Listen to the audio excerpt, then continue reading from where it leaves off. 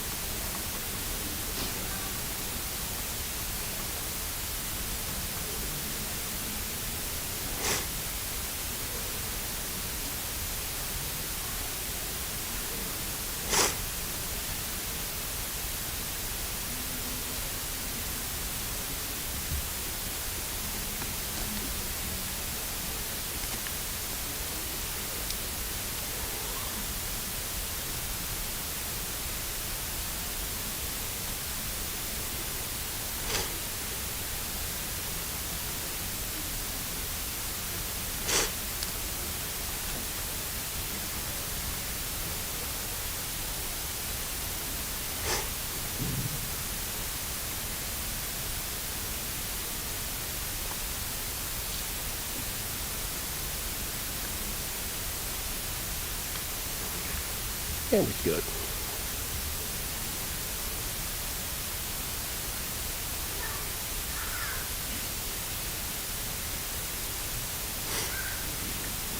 All right, good morning. My name is Major William Burgess, and on behalf of Colonel Edwin Chilton, 7th Brigade ROTC Commander, Murray State University President Dr. Robert Jackson, Lieutenant Colonel Bernard House, myself, and the Racer ROTC Battalion, I would like to welcome family and friends to the Murray State University Spring 2024 Commissioning Ceremony. A special welcome to Murray State University President Robert Jackson, Provost Tim Todd, Vice President Don Robertson, Colonel Retired Tony Sims, Vice President of Finance and Administrative Services, Ms. Jackie Dudley, Program Director of Integrated Studies, Ms. Marla Pointer, and Executive Director, Center for Adult and Regional Education, Daniel Lavitt. Today you will witness 4 Murray State University cadets, pen second lieutenant, receive their oath of office and join the United States Army. Will you please stand for the playing of the national anthem and remain standing for the invocation given by Cadet Ignacio.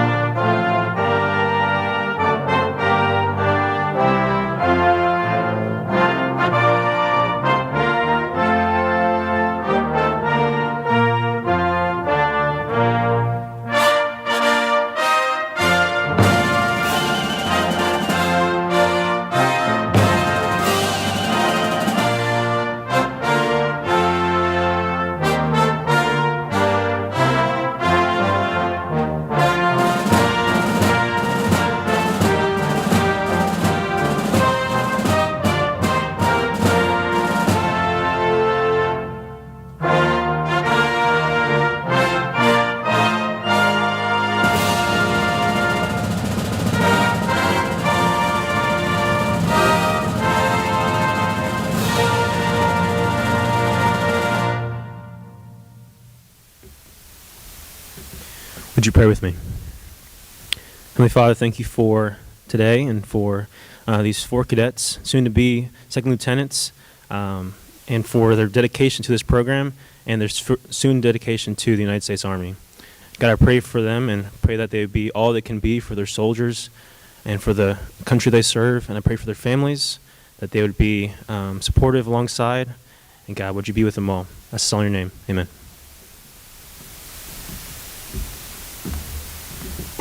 Please be seated.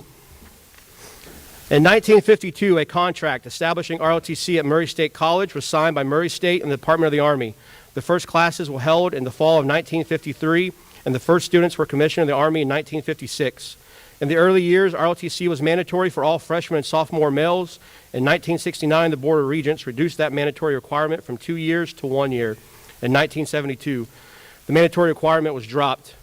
During those years, it was a common sight or in the late afternoon to see hundreds of young men marching around campus in the Army green dress uniforms. Due to downsizing of the military, the ROTC program at Murray State was closed in 1997. During that 45-year history, the ROTC at Murray State commissioned 1,058 young men and women who received their commission as a second lieutenant. Many of these went on to have distinguished military careers, and several died in service to their country. On December 2nd, 2003, Murray State President F. King Alexander, members of the Kentucky National Guard, the U.S. Army Cadet Command, and Western Kentucky University entered into an agreement to offer Army ROTC on the Murray State campus once again in the fall semester of 2004. The program once again offered the young men and women of Murray State University the leadership training and opportunity to serve their country as a second lieutenant in the United States Army, Army Reserves, and the Army National Guard. On May 1st, 2006, Murray State ROTC commissioned its first 2 lieutenants since closing in 1997. Cadet Jeffrey Newnham and Cadet Andreas Shaban were commissioned as second lieutenants in the United States Army and began their obligation in the Kentucky Army National Guard. The guest speaker for that ceremony was Major General retired Bobby Brashers, who received his commission through Murray State ROTC in 1956. As of December 2023, Murray State ROTC continues to shape and commission leaders, scholars, and athletes as competitive U.S. Army officers for international training opportunities and service abroad. Murray State President Robert Jackson and the continuing education program's continued support have enabled the Racer Battalion to continue their proud traditions of leadership while commissioning approximately 2,000 second lieutenants to date. Ladies and gentlemen, the Professor of Military Science, Lieutenant Colonel Bernard House.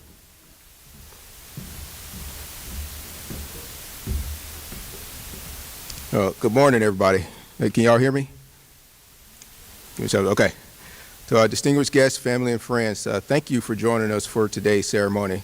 I want to give a special thanks to Dr. Jackson, Dr. Todd, all the vice presidents, deans, and directors. Thank you for coming for the ceremony, and thank you for your support of the ROTC program. It means a lot when we have our university officials that actually support our ROTC program, so we appreciate everything you do for us. And Mr. Lavitt, as always, thank you for your support and supervision of the ROTC program. To the ROTC cadre and staff, job well done planning and executing this wonderful ceremony. Thank you for your hard work, not only with today's ceremony, but for getting these cadets to this point in their life. To the family and friends of our soon-to-be second lieutenants, thank you for joining us, and thank you for your supporting your cadet. Thank you for instilling in them the work ethics, discipline, and values required to serve as a member of the greatest military in the world. To our 4 cadets, soon-to-be second lieutenants, it has been an honor and a pleasure to watch each of you grow and develop into the future leaders of our Army. You are entering the military during some very tense times in the world. We currently have former racer cadets, now lieutenants, deployed around the world, upholding the oath that they took and you will take shortly. Never take your oath for granted. Never take your responsibilities as a leader for granted. There will be some tough days ahead, some in faraway places. Just reflect back on your training, remember your oath, and be a leader to your soldiers. I offer you one piece of advice as you prepare to start your Army journey, and that is to remember the power of your voice. Use it to educate and inspire, not to boast and brag. Use it to break down barriers and achieve your goals. Use it to inspire growth, mold minds, and develop future generations. Your voice will allow you to share your life experiences, lessons learned, and trials and tribulations. Accept it as a platform that allows you to extend your hand to guide those walking in your footsteps and those that you lead. Lift them and place them on your shoulders so they can reach the next level. Make your legacy the impact you had on others. It is time to start your Army journey. It is time to be your soldier's lieutenant. Embrace the opportunities the Army will afford you and enjoy the ride. Ladies and gentlemen, please join me in a round of applause for the Army's newest second lieutenants.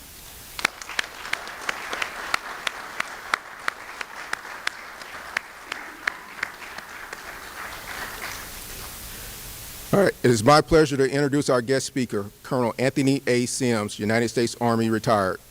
Colonel Sims was commissioned as a second lieutenant from Murray State University in May 1989 as a field artillery officer. During his 30 years of service, Colonel Sims spent 6 years on active duty and the remainder of his time as a member of the Kentucky Army National Guard, retiring in June 2017. Some of his notable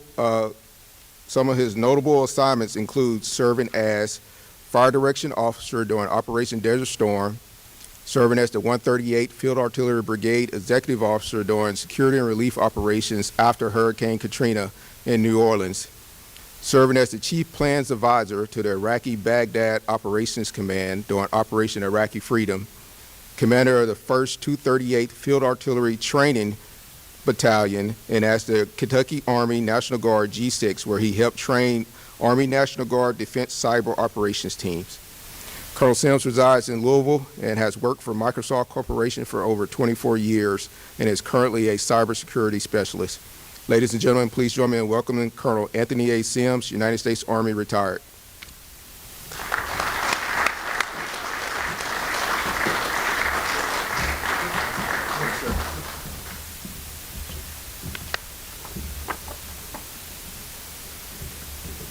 Good morning, distinguished guests, cadets, family members, and most especially the soon-to-be newest second lieutenants in the U.S. Army. First, I would like to thank Lieutenant Colonel House and the Racer ROTC cadre for the opportunity to speak with you today. It is truly an honor. I really did not ever expect to be up here speaking to new lieutenants getting commissioned. I apologize for not being in uniform. Went into my closet, and I discovered that all my uniforms had mysteriously shrunk since I retired in 2017. It was very strange because I didn't think polyester shrank. But amazing how time flies. It was almost 35 years ago to the day that I sat in a room like this over at the Curtis Center with 11 other cadets waiting to have our bars pinned on. As I worked on this speech, I thought about what shaped us. First of all, we grew up during the Reagan era, when pride in America and America's military was rebuilt. We were full of patriotism and love of country. In short, stealing from Lee Greenwood's song, we were proud to be an American. Most of us went to college just so that we could become Army officers. We wanted to serve and lead the finest soldiers in the world in the defense of the United States and freedom. Of course, we were also just kids and were influenced by the culture and movies at the time. We would go as a pack to see movies at the Curtis Center, such as Red Dawn, Heartbreak Ridge, Full Metal Jacket, and who can forget the movie that made us all want to have those black silencers on our dog tags and the 550 cord on the chain? Top Gun. In short, we wanted to be part of something larger than ourselves. In many cases, our training was delivered by veterans of an unpopular war. Vietnam. Soldiers like Major Andy Stratton, one of our assistant professors of military science who served with the 173rd Airborne, and Joe Lawrence, who was our supply technician who served with the Military Assistance Command, Vietnam. They shared their leadership and soldier skills with us, and we soaked it up. I can't tell you how much their real-world experiences helped me as an officer. We focused on being technically and tactically proficient by learning basic soldier skills and small unit tactics. We even went so far as to spending a couple of spring breaks, yes, spring breaks, conducting air assault operations in the land between the lakes to conduct force-on-force training. You could say we were ate up with being soldiers. We were also afraid we wouldn't get to prove our mettle. It felt like the world was stabilizing and peace was breaking out everywhere. The United States military had its comeback moment in October of 1983 with the invasion of Grenada. And President Reagan met with Soviet General Secretary Mikhail Gorbachev in Reykjavik, leading to the Intermediate Range Nuclear Forces Treaty in 1987. Then to top it all off, a few months after our commissioning and entry on active duty, the Berlin Wall fell, thus leading to the eventual total collapse of the Soviet Union and the communist threat in Europe. We should have known better, but we were young and naive. Less than 20 months after arriving at my first duty station, I found myself sitting in a tent in Saudi Arabia, preparing to invade Iraq with a fellow Murray grad and classmate, John Watson. As a side note, all that land navigation training we conducted in LBL really paid off because we didn't have GPS in Desert Storm. So as I was out looking for lost soldiers in the desert, I always thought of Sergeant Major Head, Master Sergeant Barrett, and the skills they taught us. I won't spend any more time reminiscing because you can guess the rest. There's always a Saddam, a Bin Laden, or a Putin out there waiting to make you and your soldiers prove your mettle. It will be your job to make sure they're ready.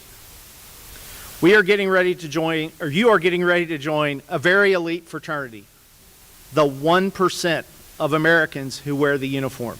Let that sink in. Those Army values you have internalized mean something. Loyalty, duty, respect, selfless service, honor, integrity, and personal courage are not just words. They form a code that we in this fraternity live by. While the rest of the country argues about what is important, you know what is important. You will demonstrate these values for the rest of your lives, both in and out of the military. You know what right looks like, and if you have doubts, think about those 7 values. Lastly, I'll try to pass on a few lessons learned from 30 years of leading troops. First and foremost, take care of your soldiers, not only because it's the right thing to do, but because if you take care of them, they'll take care of you. You have heard that phrase hundreds of times by now and are wondering, what does that mean in execution? So one more story. When I was a firing battery commander, we had one hell of an annual training. We were executing a 3-phased training plan that had our events split between our training center in Western Kentucky and Fort Campbell. This required us to convoy twice at night for over 90 minutes. If you've never been in a convoy, especially at night after completing training, it's exhausting. My battery was executing the live fire training at Fort Campbell as our second event, and of course it went long. We ended up convoying back to the Western Kentucky site in the evening, arriving at around 2100. And we had a requirement to move out the next morning at 0700. For safety reasons, I decided that we shouldn't try to occupy our firing point at night and that we would stage and sleep in the motor pool. Now, our barracks were only 5 minutes away, but I had been taught, once you're in the field, you stay in the field. My senior NCOs came to me and requested that we just let the guys go back to the barracks, grab a shower, and sleep there versus in the motor pool. Now, in my mind, I knew the right thing was for the troops was to let them stay in the barracks. But I was struggling with the decision because it went against what I had been taught. I was afraid the troops would lose focus and not successfully execute the last phase of the exercise. My first sergeant, whom I trusted implicitly, came to me and said, "It will be fine." He guaranteed the battery would be ready to move out at 0700. After some gnashing of teeth, I agreed. I rolled out to the staging area at 0600 the next morning, thinking I would find guys struggling to get themselves together. I was wrong. I found them ready to roll, pre-combat checks complete, weapons tested, and of all things, with camo paint on their faces. This was a self-propelled artillery battery in the Kentucky Army National Guard wearing camo face paint without being ordered. I was floored. Guess what? We nailed that last training iteration. It wasn't due to me. So what are some lessons you can take away from this story? The first is what we started with. Take care of your soldiers and they will take care of you. Second, trust your NCOs. They are there to help and mentor you, so let them. It doesn't mean you blindly do what is asked, but when they all come to you and say it's a bad idea, it probably is. Lastly, you don't have to make a soldier's life miserable. It comes with the job. I'm all for tough, realistic training, but that doesn't always have to mean miserable. Next, always remember the most dangerous thing in the Army's inventory is a bored soldier, especially one with access to pyrotechnics. Keep them busy, train them hard, train them to standard. They may complain, but they will love it, which leads to another axiom. If a soldier isn't complaining, they aren't happy. I know it seems counterintuitive, but I always worry when soldiers aren't bitching. A few final thoughts. Don't take yourself too seriously. If you do, you will just make yourself miserable, and there's a good chance your soldiers will figure out a creative way to correct your behavior. Also, take some time to enjoy life and the opportunities you're given. They may only come around once. And lastly, have some grace with yourself. You will make bad decisions. Try not to beat yourself up over them. Learn, move forward. You have amazing, meaningful lives and careers ahead of you serving the country you love. When you have doubts, fall back on your training and your values. They will guide you. I truly appreciate your time and attention today. Keep your bubbles level and your powder dry. Thank you.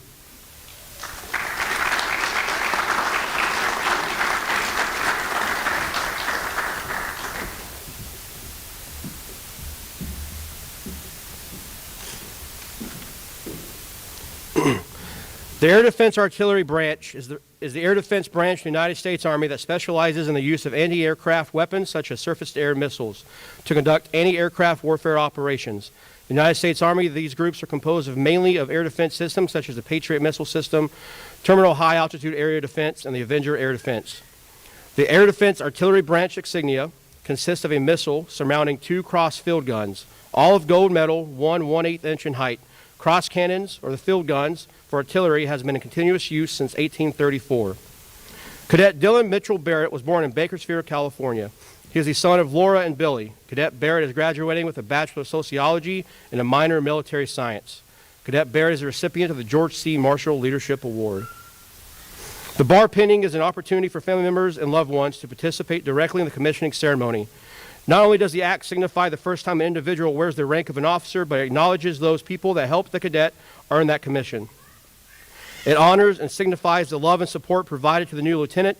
By pinning the new Go bars onto your loved one's uniform, you will also represent the many others that helped develop an officer of character. At this time, Cadet Barrett's wife, Ashley, son, Skylar, will pin Cadet Barrett as a second lieutenant in the United States Army Air Defense Artillery Branch.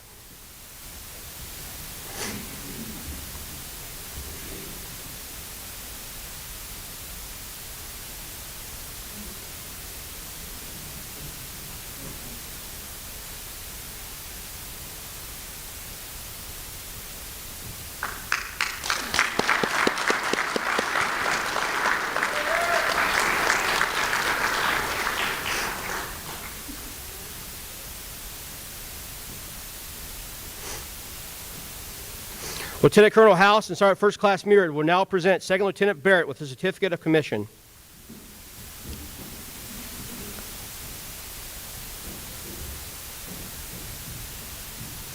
The Silver Dollar Salute is an honored tradition. A brand new second lieutenant proudly hands a shiny silver dollar to the first enlisted soldier who salutes him or her. Congress authorized this on April 2nd, 1792. The silver dollar traditionally is the only coin given in exchange for their first salute. The coin represents more than $1 in currency. To every new officer, it has special significance. It represents the symbolic receipt of respect due to the newly earned position and rank. It signifies a deep sense of gratitude from the new officer for the knowledge that enlisted soldiers, especially NCOs, have passed on to them during training. It is an acknowledgement from one professional soldier to another that says, "Welcome to our service, to profession of arms." Second Lieutenant Barrett Silver Dollar First Salute is to Air Force Tech Sergeant Byron Hogans.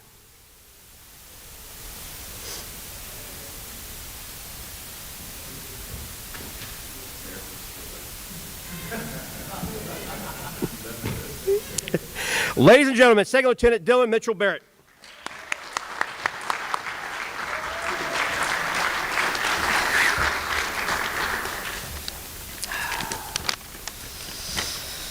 Good morning, everybody. Thank you for being here. It's hard to believe that my journey started almost 14 years ago when I left for Air Force basic training after graduating from Junction High School with 43 classmates. I never thought I would be here today.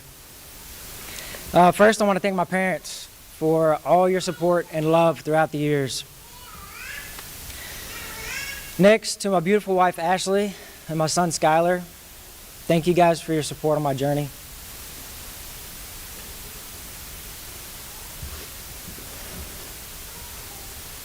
Excuse me. I love you. To my brothers, thank you for coming.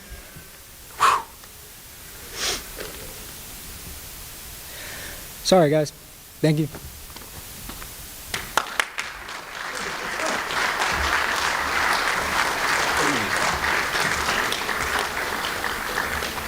The Quartermaster Corps is the United States Army oldest logistics branch, established 16 June 1775.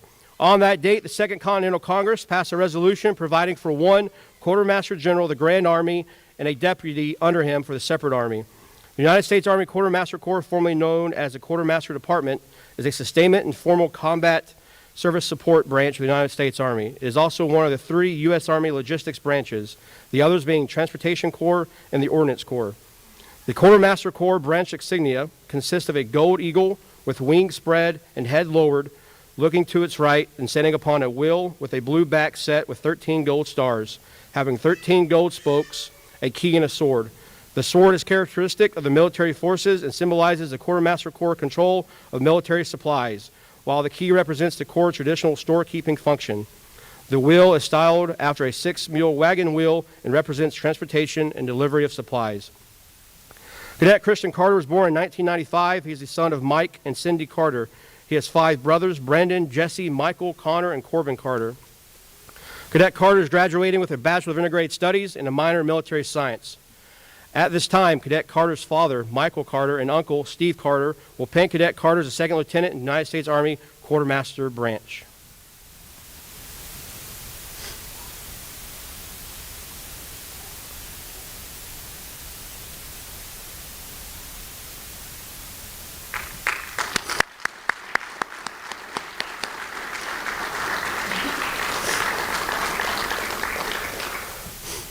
Lieutenant Colonel House and Sergeant First Class Muir will now present Second Lieutenant Carter with a certificate of commission.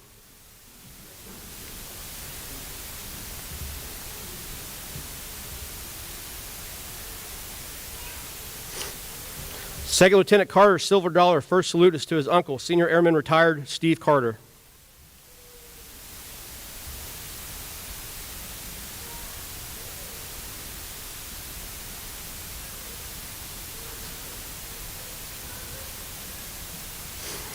Ladies and gentlemen, Second Lieutenant Christian Carter.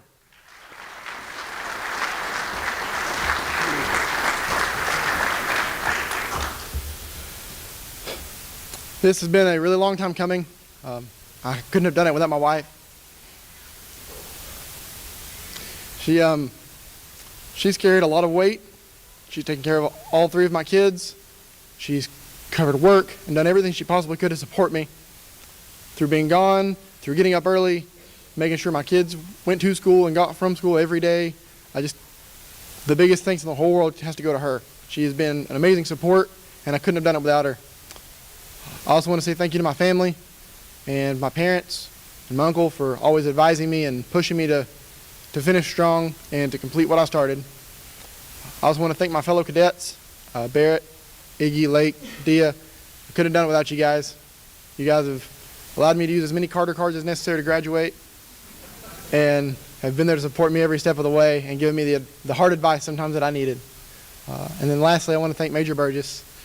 Major B, I couldn't have done this without you. There's no way I wouldn't have been able to do it. So I appreciate your support, and I appreciate you often being the thorn in my side that made me keep going. So, thank you guys.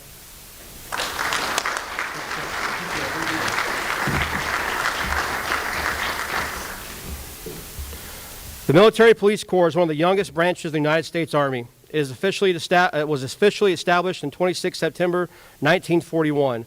Although it has an irregular history dating back to 1776, the United States Army Military Police provide an important function in a full spectrum of Army operations as a member of the Maneuver, Fires, and Effects Division. The Military Police Corps provides expertise in policing, detainment, and stability operations in order to enhance security and enable mobility. Military police are actively utilized in direct combat and during peacetime. Military police branch insignia consists of a pair of crossed flintlock pistols that are finished with a gold color. Military Police Corps coat of arms includes green and gold colors, a balance, a key, and a sword, in addition to the crossed pistols. Cadet Ryan Diaz was born in New Rochelle, New York. He is a son of Rebecca Diaz. He has a son, 2 sisters, and a brother. Cadet Diaz is graduating with a Bachelor of Political Science and a minor in Military Science. At this time, Cadet Diaz's mother, uncle, and son will pin Cadet Diaz as a second lieutenant in the United States Army Military Police Branch.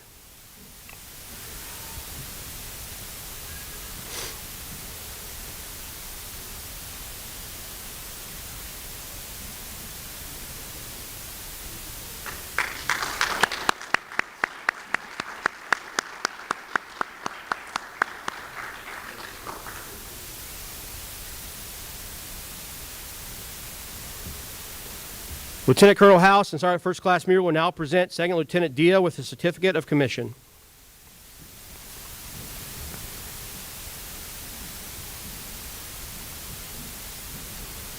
Second Lieutenant Diaz Silver Dollar first salute is to Staff Sergeant Willie Daniel.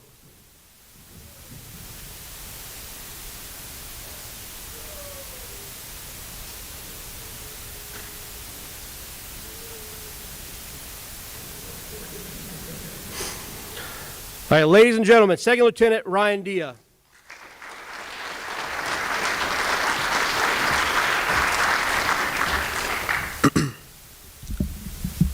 Morning, everyone. Start off, I want to thank God for all his blessings. I wouldn't be here without God. To my family, to those here, my auntie, my uncle, my cousins, thank you guys for being here. Thank you guys for your support. It means everything to me. To my friends and close ones and everybody that took time to travel up and come see me and share this moment with me, thank you guys for being here. To my fellow MS4s, Lake, Carter, Barrett, man, guys, it's been a hell of a ride. But thank you guys for your support, for your assistance, and all the advice that you provided me over the years. I wouldn't be here without you guys. To Murray State and the Skyhawk ROTC, thank you for being the best ROTC program that I could ever be part of, that anyone could ever be part of. You guys made sure that we were prepared to be very successful, and I'm very thankful for that. Major B, especially, thank you for your guidance and your leadership. You're really a part of why I'm standing here today, so I really appreciate it, sir. Sergeant M, I know we didn't spend a lot of time together, but thank you for your expertise and all your knowledge and advice that you poured upon us. I really learned a lot from you. Lieutenant Colonel House, Master Sergeant A, Master Sergeant Stacy, thank you guys. I know we didn't share a lot of times together, but thank you guys for helping me as much as you can for me to be here. I also want to take this opportunity to thank somebody that's been very special to me, who has inspired me to get here since I was a private. My first OIC, Major Owen, who's here. Thank you, sir, for taking the time and coming here and supporting me. You've been an incredible influence in my career and my life so far, and I definitely wouldn't be here without you, sir. So thank you. Lastly, but not least, I want to thank my son, Zion. Thank you for being my motivation, my drive, and the brightest 2-year-old anyone could ever ask of. You're mostly the reason why I'm standing here today. I love you, Zion. Family, friends, and close ones, you guys all played a part in me being here today, and I really want to thank you guys. God bless.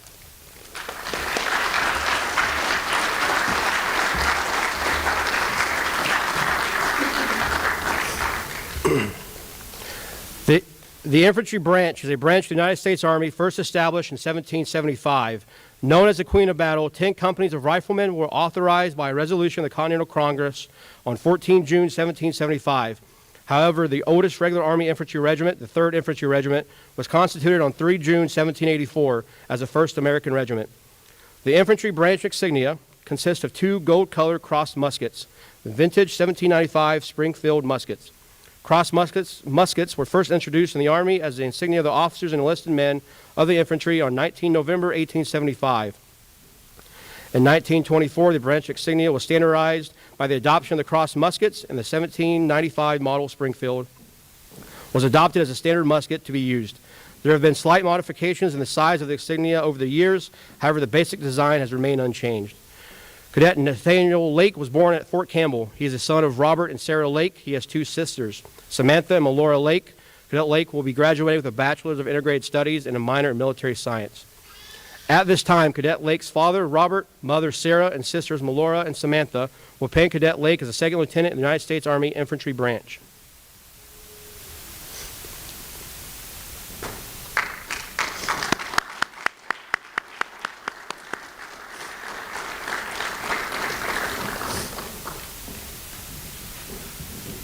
Lieutenant Colonel House and Sergeant First Class Muir will now present 2nd Lieutenant Lake with his certificate of commission.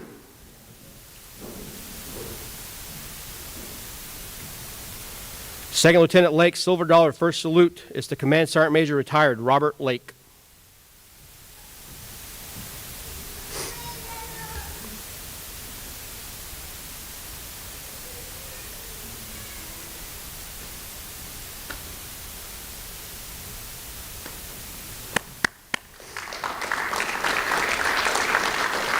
Ladies and gentlemen, Second Lieutenant Nathaniel Lake. All right, I'm going to keep it nice and sweet. I'm very thankful for this opportunity, and I'm very blessed for the people that are around me to allow me to get here. So thank you.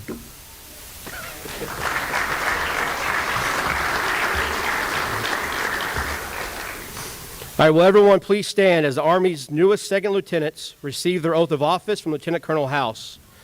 The oath of office is an important ceremonial gesture signifying the start of one's military officer career.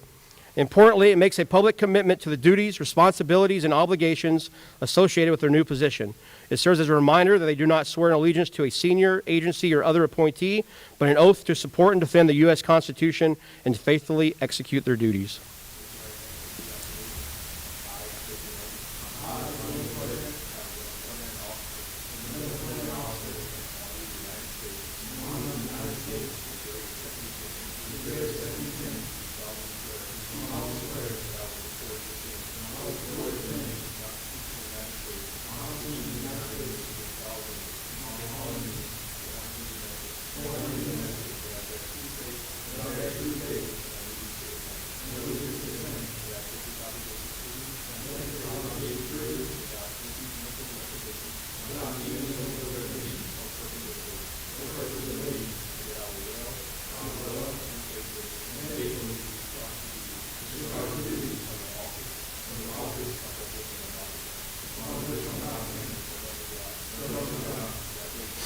Please join me in a round of applause.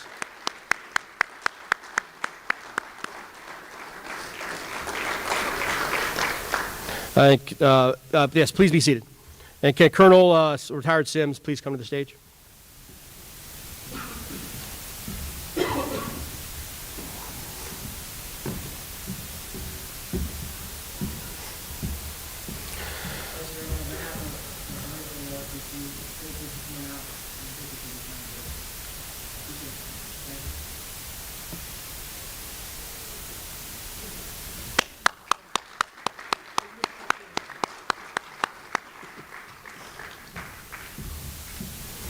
Ladies and gentlemen, please stand for the singing of the Army song, which you will find printed in your program.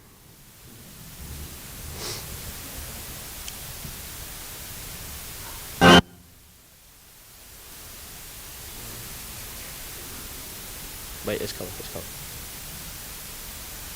Push play, Gary.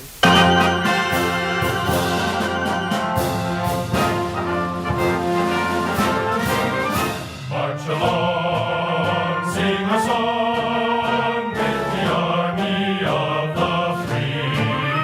Count the brave, count the true, who have fought to victory. We're the army and proud of our name. We're the army and proud we proclaim. First to fight for the right and to build the nation's might, and the army goes rolling along. Proud of all we have done, fighting till the battle's won, and the army goes rolling along.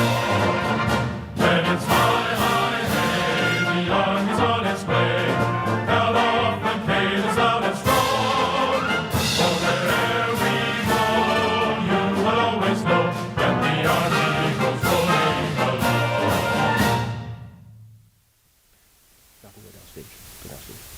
Ladies and gentlemen, this concludes today's ceremony. On behalf of Murray State University Racer ROTC Battalion, I thank you for attending.